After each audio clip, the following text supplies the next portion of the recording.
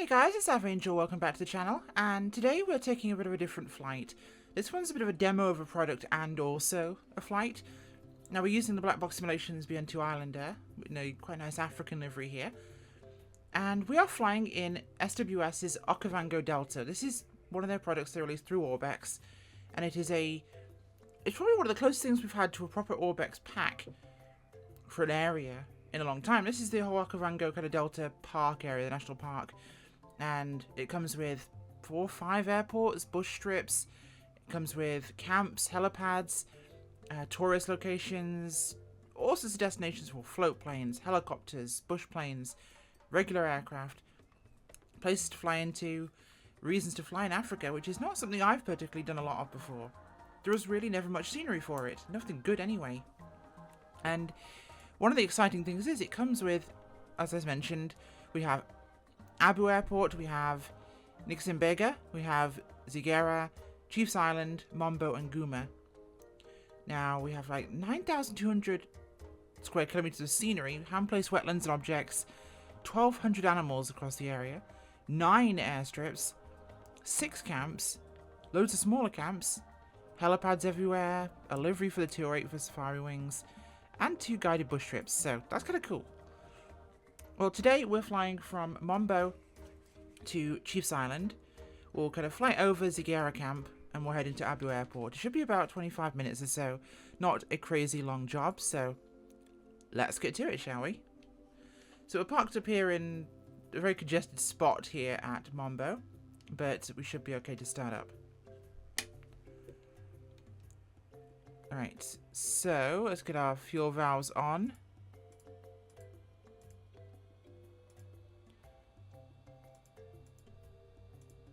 Nope, that's not where I wanted you to be. I wanted you to right. And left. Okay. Crack the throttle here. And we should be good to crank it.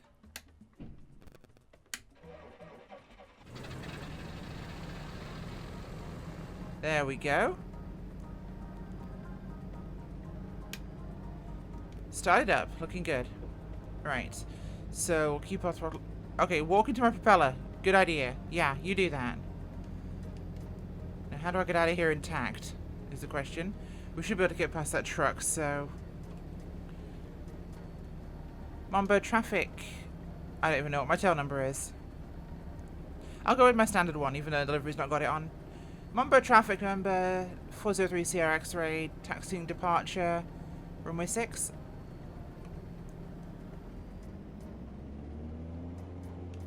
Mind your head, love. There we go. So as mentioned, these airports are pretty cool. In fact, we'll just stop here for a brief second. Look at this. Gorgeous African bush. And for some reason we have a Greek Air Force caravan sitting here. Thank you, AI Traffic. That is so legit. But at least we have tourists going off to a camp somewhere. Okay. Now, this is bush rules, so there's not a lot of traffic around here, which should make our departure a lot easier.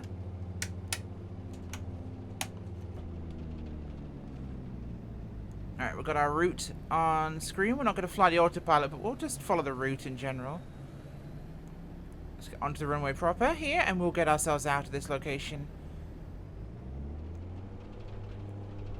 I mean, the runway texturing alone is gorgeous. You can see all the scuffs and dings from where aircraft wheels are touched down, especially in this area around the touchdown zones at each end of the runway. There we go. A little bit of a notch of wind there. Lift ourselves out. The reason I'm flying the Islander is not just because it's a great bush plane and suitable for this kind of flying, but we have great visibility from huge side windows, and it's great visibility forward, so gives us a lot of room to see what's going on. So let's roll on course here, and we'll pull back to about 22 inches on the manifold. Bring our RPM back. 2,500. And we'll just notch back this. So we have so many different varieties of landscape really in the Okavango Delta. We have this kind of arid, dry environment up here. It's very deserty, very African savanna, exactly what you'd expect to an extent, but up ahead you'll see the wetlands, and these are like these handcrafted bodies of water which include some gorgeous swampy African wetlands, which is just stunning to fly in. Let's bring ourselves around on course here. There we go. Now, of course, this is the expanded pack of views, I should say, for the Islander, including a HUD one, instrument ones. Okay, that's apparently it. Nah, I thought it was more. But it is currently more than the existing aircraft actually has, so... Let's drop the nose down here. We don't need to go too high. 4,000 feet seems alright for today. But honestly, I've never seen Africa look this good. This is something that really excites me. New places to fly, and new terrain. And being a bush pilot, I've mostly done my flying in Alaska. And, come on, please, trim wheel, behave yourself. Trim wheel is incredibly oversensitive in this plane. Alaska and Canada. So, it's been temperate, it's been cold, it's been gravelly and dirty. I've not really dealt with the African dust before, and this is a really exciting change of pace to somewhere where bush flying is incredibly common. Here in the Pacific and Southeast Asia, and there's so much flying that's done, because it's the only way to reach various places, and it's kind of exciting to get to have a try at that. Alright, we're going to throttle back here and drop down a little bit as we approach the camp. I believe it's just past this wetland here. I've flown this area once before, and I thoroughly enjoyed this. I recommend it. It's about 43 Australian dollars, which comes out to about £30. So, in my book, highly recommended and worth every penny. And you get gorgeous, stunning African scenery that just blows you away. Look at this. Oh, it's beautiful. Wait till we get a little bit lower here, because I want you to see one of the camps. They are stunning. So we'll drop it down here. I was going to land at King's. Actually, we can land at King's if this is the right one. Because I know there's a couple of airstrips in the area and I always get confused. One of them's disused and one of them's actually active. Now down below us there, we're going to have the actual camp at King's Landing. So we'll throttle back here and get a nice view as we go down. I don't think that's the right one over there to the right. I think just beyond us over there is the right airfield. Off to the left by my light cable. Now you'll see as we descend in, the waters look stunning here. These handcrafted areas look beautiful. The water actually fills the area where the texture is, rather than having some areas of river textured like Microsoft or an Asobo have. So it actually looks super realistic. This is what effect you can get when you actually do the scenery properly and handcraft it and get your water bodies kind of under there. But look at this. Gorgeous safari camp here with giraffes and elephants. This is stunning. And I'll power us up and bring us around here because I want to show you quickly. No, we won't land at King's. Let's get ourselves banked around here. A bit of power on. We'll need it. One of the helipads, because it's kind of cool. It's up on stilts. It's crazy. More animals down below there. Limburg reference. But no, these handcrafted bodies create that depth of the water that really looks natural, because you would see from above those shallow areas. It'd be easy to see through. So it actually lets you experience what it really looks like to fly over bodies of water, rather than that perfect deep edge of water you see in flight sims all the time. And here we go. Let's look out the side window now. A bit of side slip to keep us straight. Oh, there you go. Helipad on a tower down below. It's only a slight glimpse, but you see what I mean. Okay, enough dallying around. We're going to get ourselves on course here for Zigera Camp. Alright, Let's power on. No more screwing about. Now, we'll have to see if it decides it wants to treat me as if I found the actual waypoint.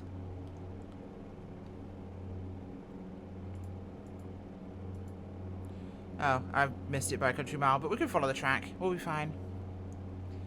Now, obviously, bush flying requires a lot of different skill sets than you'd experience in commercial flying, GA flying. You're operating the aircraft to, especially to dirt strips, and we'll see this when we get here. I will not be flying a proper pattern because I want to show you what I would typically do in somewhere like this, because you have different things to contend with. Notably that there are animals that can enter the runway, especially out in Africa. You're going to be dealing with animals incurring on the runway, sorry. You're going to be dealing with debris, fallen trees, people, vehicles, all sorts of things. So half the time these places double as roads. Absolutely beautiful. Beautiful. I was going to say breathtaking, then beautiful. And I went, beautiful. And I sounded like I just had a stroke, so excuse me. Drop down here over the waterway. Typically when you come into bush trips like these sort of things, you'll come down, you'll do a pass or two over the runway. A, it signals your intent to land. B, it could scare away any wildlife. C, you can see any obstructions or changes or anything that's been done to the surface, which allows you to be safer. So we'll be doing that today. Winds are pretty calm, so direction on the runway doesn't really matter, but it gives us a good heads up. In fact, I think I see one of the camps over here. Maybe? I could be entirely blind. I'm probably entirely blind. That just looks like sand. No, I was right. It is. I'm blind. Ignore me. But I could land on that, probably. It would work at a pinch. But no, the terrain is just... It honestly is the closest I've felt to being in a place. And if we see more products like this come through Orbx or from Orbx themselves, I'll be incredibly happy as a pilot, because this is exactly the sort of flying I want to do. It's rough, it's ready, it's part of nature. And the nature looks so good. And I promise, I've paid for every single one of these products myself that I fly and I test. No one gives me anything. And I feel like I got my money's worth out of this. I've only done like 2 or 3 flights here, but it's stunning. I really enjoy it. Okay, heading over towards some of the camps over here. Into the island chain. And you'll notice here the depth of the water does exactly what we talked about. You'll see that shallowness at the custom water body at the edge.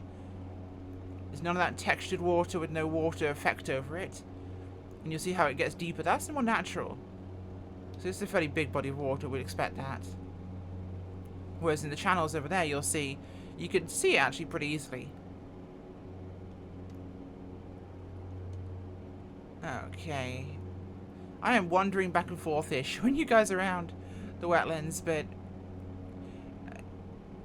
imagine doing little commuter flights in a plane like this, or one of the smaller bush planes, and actually transporting people back and forth, cargo, mail. It's a perfect little bush route for flying. And, well, TIA, this is Africa.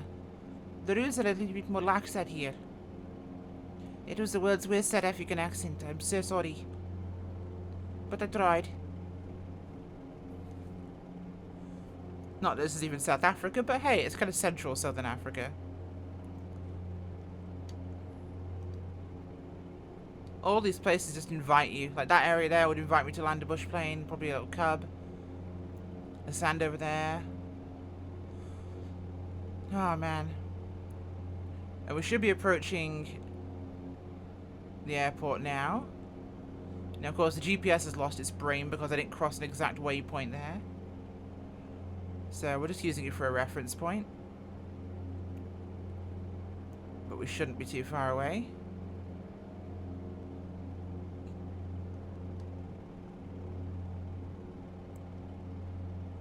I've got to say, this has been worth it.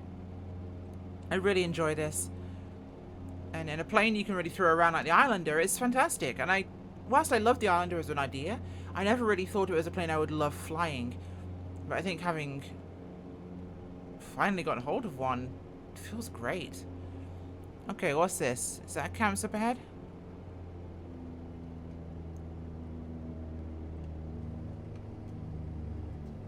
Put some flaps down so we can slow down here a little bit. Take a look.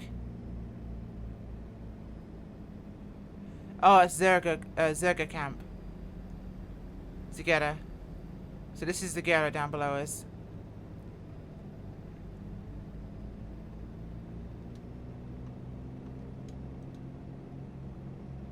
Animals grazing by the watering hole.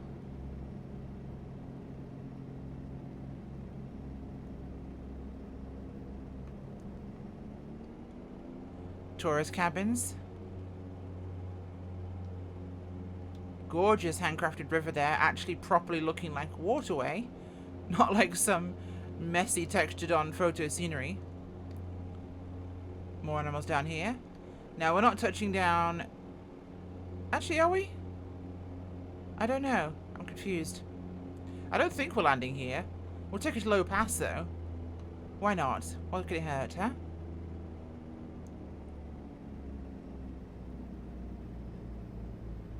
This looks like Abu, but I'm pretty sure it's not. I think it's Zerga. Zagera. Should explain why I'm confused. Can we do a touch and go before the end of the runway? Why not? Let her drop in.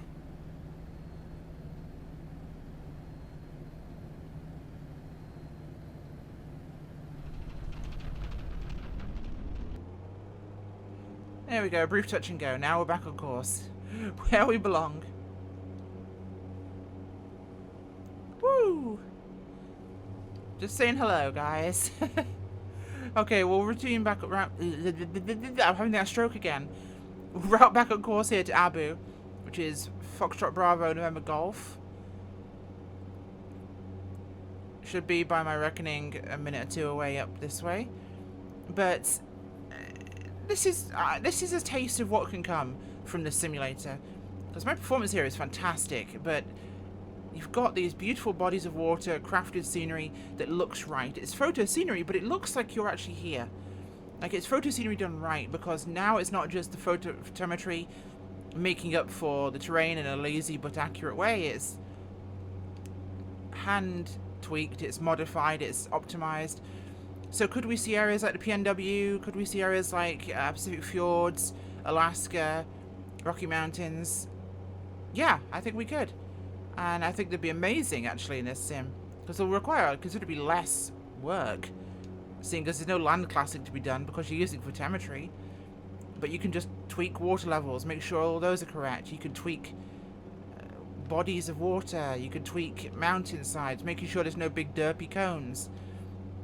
Almost like the world updates from Microsoft, which should have happened, but I'm waiting for the one to actually hit that area because World Update USA didn't do a lot to Alaska. Always the area that gets forgotten in these simulators, and that's what I was afraid of, but hey. At least I have a little patch of Africa to enjoy.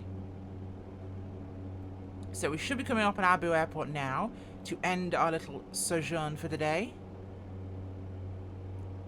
One of the things I love about 2020, of course, is the fact that it's actually really hard to see airports when you're approaching them. They are difficult to see, which is a lot more realistic than flight sims past of the green box you were flying towards and you could see 10 miles out. So, sure, some major international airport you probably could see that far away, but you gotta remember this is not always that simple, and most airfields are not that easy to detect. There we go. Wish I knew how far away we were.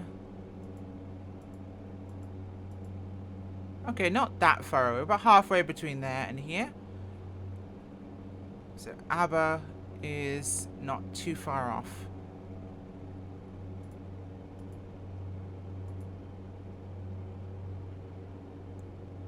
Let's just cheat.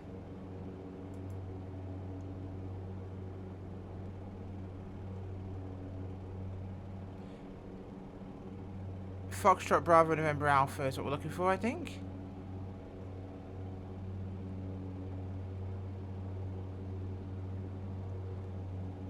Yep.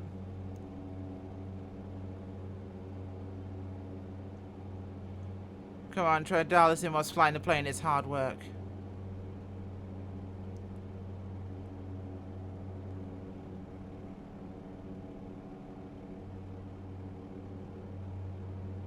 November.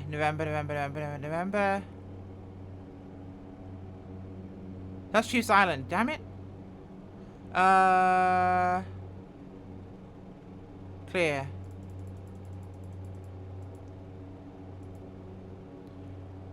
Oh, we'll just follow the ribbon until we get there. Unless I can pull up nearest. ABBA, that's the one we want.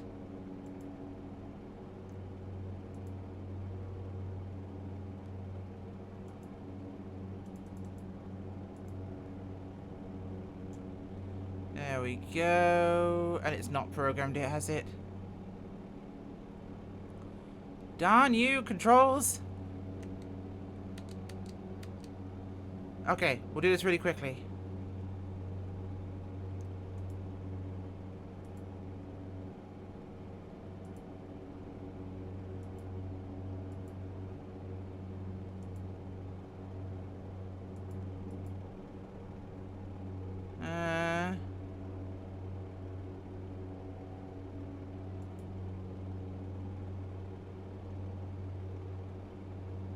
Well, it's kind of moot now. We're kind of here.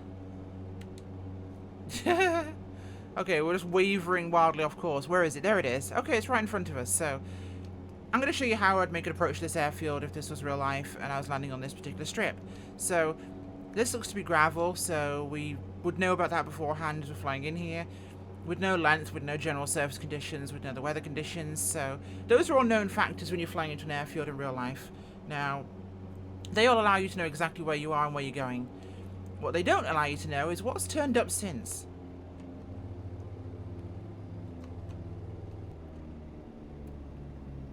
So I'm going to throttle back here, drop down, and do a pass over the runway. Lets me see exactly what's down there. Bit high up, let's change that, shall we?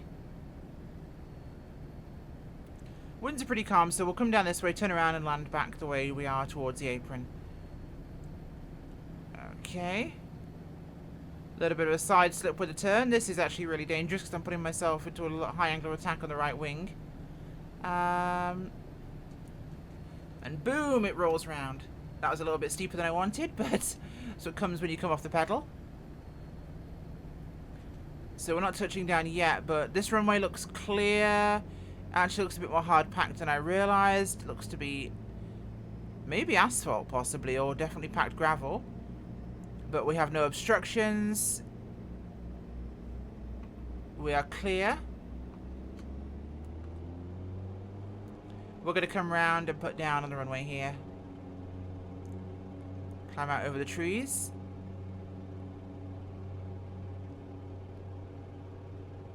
Nice and easy. And there's a herd of giraffe right below the plane. Man, that is beautiful seeing all this many animals around. It really makes the world feel so alive. Like, so much more variety. Okay. Just bring the plane around.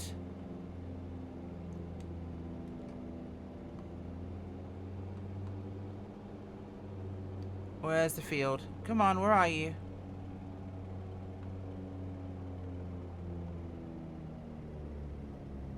There she is. Power, please.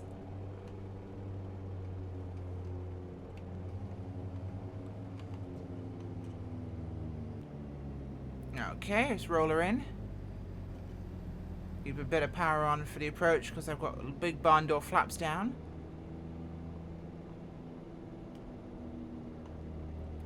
And we should be good. That tree's a bit taller than I realised. Or it's a floating piece of tree, all the same.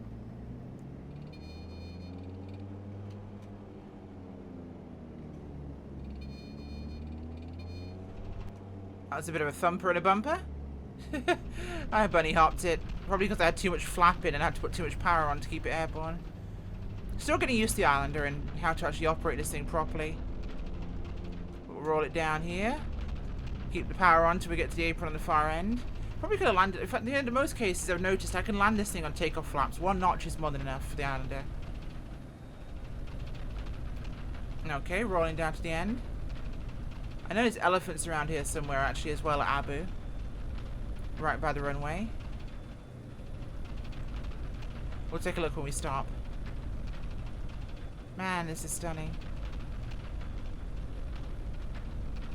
It really gives you the vibe of being somewhere else. Somewhere much more primal, more rural than so much GA flying in the US and Canada. Even the bush trips in a large part of the area feel so much more made up. But I think it's just that everything looks so... It feels right. Okay, that's us in position there. Let's cut the engine down and take a little look-see-doodle, shall we? As...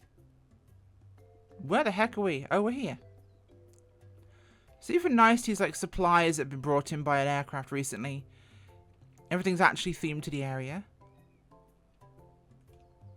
Some guys waiting to take tourists from the airport out to their holiday camps, wherever they're going. Where are those elephants? I remember seeing elephants here and giraffe up here last time. The animals move around though, so it does make things a little bit more difficult to detect. But listen to the sounds. That feels so alive. And it's the native sounds that just make the world of this. Gotta say, I am thoroughly enthused by this pack and I really recommend it. If you like bush flying or remote area flying, can't get more realistic than some of this. Flight Sim 2020 is definitely the place to be for this kind of stuff once we get it perfected. And imagine where we'll be in a year, 2 years, 5 years from where we are now with this sim. It's going to be incredible. Have a great weekend, guys. Thanks for watching. Bye.